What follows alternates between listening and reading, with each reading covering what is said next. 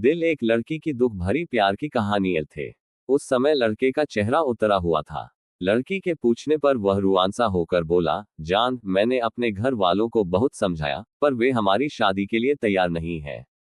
उन्होंने मेरी शादी कहीं और पक्की कर दी है। ये सुनकर लड़की का कलेजा फट पड़ा। उसका मन हुआ कि वह जोर जोर से रोए, लेकिन उसने अपने जज्बात पर काबू पा लिए और बोली, मैंने तुमसे सच्चा प्यार किया है, मैं तुम्हें कभी भुला नहीं सकती। प्लीज मुझे माफ कर देना।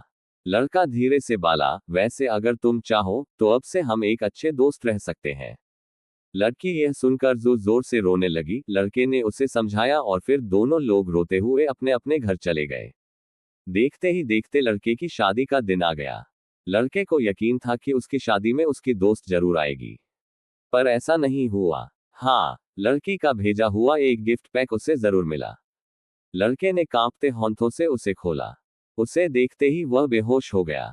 गिफ्ट पैक में और कुछ नहीं, खून से लथपथ लड़की का दिल रखा हुआ था। और साथ ही में थी एक चिट्ठी जिसमें लिखा हुआ था, अरे पागल, अपना दिल तो लेते जा वरना अपनी पत्नी को क्या देगा। दोस्तों, हमारी जिंदगी का सबसे खूबसूरत एहसास प्यार ही है, जो हमको आपको हर किसी को होता है, पर क्या हम उसको अपना पाते हैं? कभी हम गलत तो कभी साथी गलत, दोनों सही तो घर वाले गलत, पर क्या प्यार गलत होता है? नहीं। तो मित्रों, प्यार करो लेकिन खिलवाड़ मत करो। इस बार वे कुछ ही देर में प्यार का खेल खेल कर पस्त हो चुके थे, क्योंकि कई बार के प्यार से वे दोनों इतना थक चुके थे कि उन्हें गहरी नींद आने लगी थी। शाम को जब रंभा के माँ बाप अपने खेतों से घर लौटे तो अमित को देखकर खुश हुए। रंभा भी उसकी तारीफ करते नहीं थक रही थी। वह अपने माँ बाप से बोली, अब मैं अमित के साथ रहकर ही शहर में अपनी पढ़ाई पूरी करूंगी। उद्धरण उद्धरण। ये सुनकर उसके पिताजी बोले, तुम कल ही इसके साथ शहर चली जाओ। वहां पर खूब दिल लगाकर पढ़ाई करो। जब तुम कुछ पढ़ लिख जाओगी तो तुम्हें कोई अच्छी सी नौकरी मिल जाएगी, तुम्हारी जिंदगी बन जाएगी। उद्धरण उद्धरण। फिर किसी अच्छे घर में इसकी शादी कर देंगे। आजकल अच्छे घरों के लड़के पढ़ी लिखी बहू चाहते हैं, रंभा की मां ने कहा। तो अमित बोला, मैं दिन रात इसे पढ़ाकर इतना ज्यादा होशियार बना दूंगा कि फिर यह अच्छे अच्छे पढ़े लिखों पर भारी पड़ जाएगी। उद्धरण उद्धरण। रंभा की मां ने अमित के लिए खाने को अच्छे अच्छे पकवान बनाए।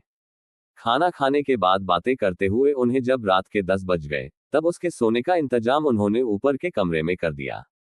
जब अमित सोने के लिए कमरे में जाने लगा तो चंदा रंभा से बोली, कमरे में 2 पलंग है, तुम भी वहीं सो जाना। वहां पर अमित से बातें करके शहर के रहन सहन और अपनी पढ़ाई लिखाई के बारे में अच्छी तरह पूछ लेना।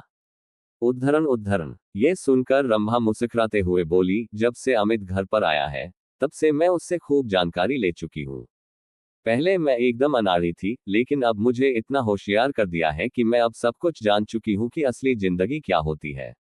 ये सुनकर चंदा खुशी से मुस्कुरा उठी। वे दोनों ऊपर वाले कमरे में सोने चले गए थे। कमरे में जाते ही वे दोनों एक दूसरे पर टूट पड़े। शहर में आकर अमित ने रंभा के लिए नए नए फैशन के कपड़े खरीद दिए, जिन्हें पहनकर वह एकदम फिल्म हीरोइन जैसी फैशनेबल हो गई थी। अमित ने एक कॉलेज में उसका एडमिशन भी करा दिया था। जब उनके कॉलेज खुले तो अमित ने अपने कई अमीर दोस्तों से उसकी दोस्ती करा दी, तो रंभा ने भी अपनी कई सहेलियों से अमित की दोस्ती करा दी।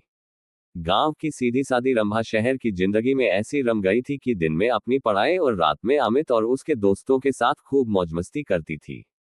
जब रंभा शहर से दूसरी लड़कियों की तरह बनसंवर कर अपने गांव जाती, तब सभी लोग उसे देखकर हैरान रह जाते थे। उसे देखकर उसकी दूसरी सहेलियां भी अपने माँ बाप से उसकी तरह शहर में पढ़ने की जिद करके शहर में ही पढ़ने लगी थी। अब अमित उसकी गांव की सहेलियों के साथ भी मौज मस्ती करने लगा था। उसने रंभा की तरह उनको भी प्यार का चस्का जो लगा दिया था।